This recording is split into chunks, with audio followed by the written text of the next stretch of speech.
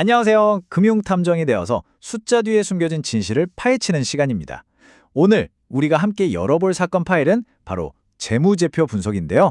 이 기술을 써서 복잡한 숫자들 속에 숨은 기업의 진짜 이야기를 한번 캐내보죠. 준비되셨나요? 자, 여기 보세요. 오늘 사건의 첫 번째 단서입니다. 숫자 230. 덩그러니 이것만 보면 이게 대체 뭔가 싶죠? 하지만 말이죠. 모든 위대한 수사는 바로 이렇게 사소해 보이는 단서 하나에서 시작되거든요. 이 숫자가요, 사실은 훨씬 더 큰 이야기의 시작을 알리는 신호탄 같은 겁니다. 모든 수사에는 시작점이 있기 마련이죠. 오늘 우리가 파헤칠 사건, 그 중심엔 바로 T-모바일이라는 회사가 딱 자리 잡고 있어요. 겉으로 보면 그냥 평범한 통신회사 같잖아요. 근데 이 회사의 재무 데이터를 들여다보면요, 아주 흥미로운 미스터리가 숨어 있습니다.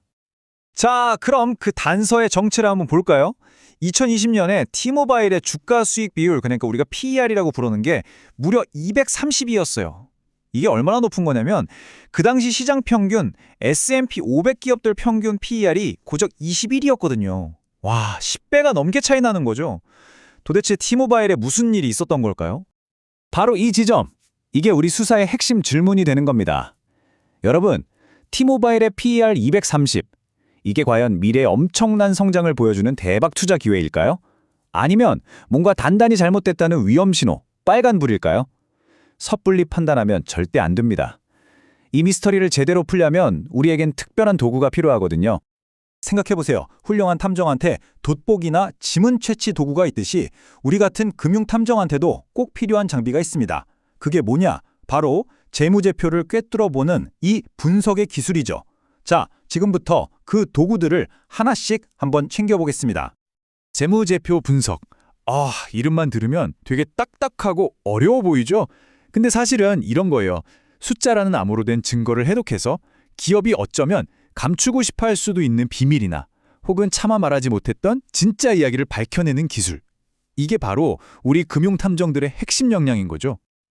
자, 어떤 수사든 계획이 있어야겠죠? 이번 T-모바일 사건을 해결하기 위한 우리의 수사 목표, 브리핑 들어갑니다. 첫째, 단서들을 공정하게 비교하기 위한 표준화 방법을 익힐 거고요. 둘째, 재무 비율이라는 여러 증거들이 대체 뭘 의미하는지 파악할 겁니다.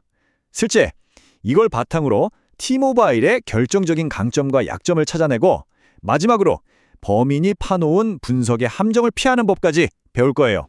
어때요? 이 단계들을 차근차근 밟아가다 보면 미스터리의 실체에 점점 더 가까워지겠죠? 좋습니다. 그럼 이제 본격적으로 수사에 들어가 보죠. 모든 금융수사의 첫걸음은요, 가장 기본이 되는 단서를 쫓는 것에서 시작합니다. 그게 뭐냐? 바로 현금의 흐름을 따라가는 겁니다. 네, 핵심은 바로 이겁니다. Follow the cash. 현금을 따라가라. 기업이 하는 모든 활동은요, 결국 현금이 들어오고 나가는 걸로 나타나게 돼 있어요. 그러니까 돈이 어디서 와서 어디로 흘러가는지 이것만 제대로 파악해도 기업의 실체를 보는 가장 확실한 방법이 되는 거죠. 현금 흐름을 추적하는 방법은 생각보다 간단해요. 두 가지만 보면 돼요. 첫째, 현금의 원천, 즉 이 돈이 어디서 들어왔는가 이걸 확인하고요. 둘째, 현금의 사용, 그럼 그 돈을 어디에 썼는가 이걸 추적하는 거죠. 예를 들어 T-모바일이다. 그러면 통신요금으로 돈을 벌고 이게 원천, 그 돈으로 통신망 설비에 투자했겠죠. 이게 사용. 이 간단한 두 가지 흐름만 명확히 해도 기업 활동의 큰 그림이 보이기 시작하는 겁니다. 근데 여기서 조심해야 할 게 있어요. 아무리 노련한 탐정이라도 증거가 항상 보이는 그대로가 아니라는 걸 알죠. 이 숫자라는 증거에도 아주 교묘한 함정들이 숨어 있거든요. 이 함정들을 피하는 법을 알아야만 우리가 진짜 진실에 다가갈 수 있습니다. 이건 꼭 명심하셔야 해요. 첫째, T-모바일의 PER 230처럼 단서 하나만 보고 이거다 하고 성급하게 결론 내리면 절대 안 됩니다. 둘째, 같은 숫자라도 누가 어떤 목적으로 분석하느냐에 따라 해석이 완전히 달라질 수 있어요. 셋째, 재무제표가 기업의 모든 걸 말해주진 않는다는 점.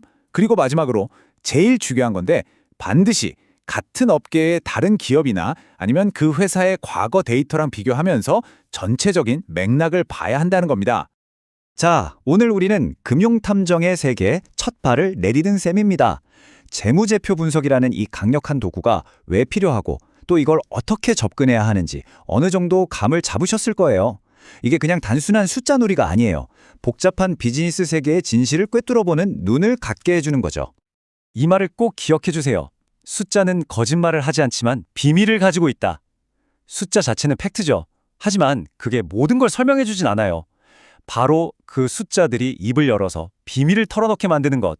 그게 바로 우리 금융탐정의 진짜 임무입니다. 자, 그럼 다시 우리 사건의 처음으로 돌아가 볼까요?